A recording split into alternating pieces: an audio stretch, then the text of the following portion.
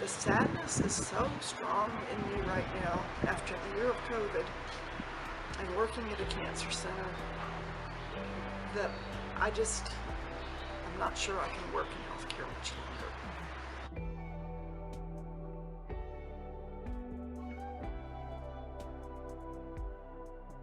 The damage that COVID did and the stress on the healthcare system, and it pushed us to the limit in many times, and the healthcare workers. We are so tired and feel helpless and trying to take care of people in difficult conditions, seriously sick people that didn't come into the emergency room because they didn't think they were quite bad enough and it was going to be expensive, and watching them die when they came in the door.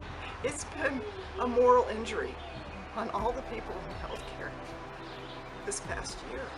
And it's because our system wasn't prepared to take on something of this size and seriousness.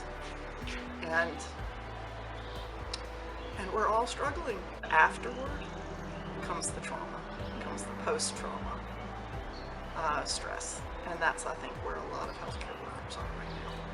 And we don't even know how to quite decompress from it because there's critical shortages in every profession. Nursing, I work in lab, we have critical staff shortages in lab. And when we're pushed to where we don't have the time or the resources or the staff to do it properly, it's extremely stressful. So we're breaking our healthcare workers at the same time. And the system is disintegrating.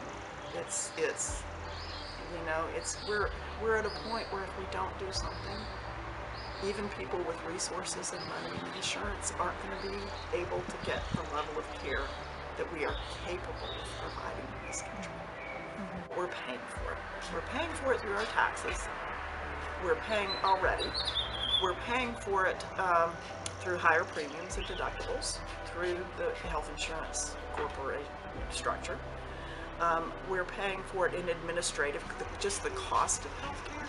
Administrative costs to negotiate individual contracts with third-party payers for every hospital, billing and coding to try to get reimbursed are horrendous.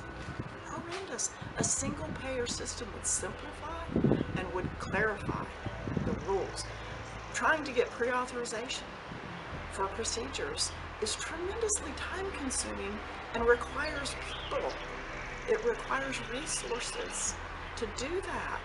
And then when there's denials, doctors get involved and they're spending time writing letters to try to get insurance companies to pay for care they believe a patient needs.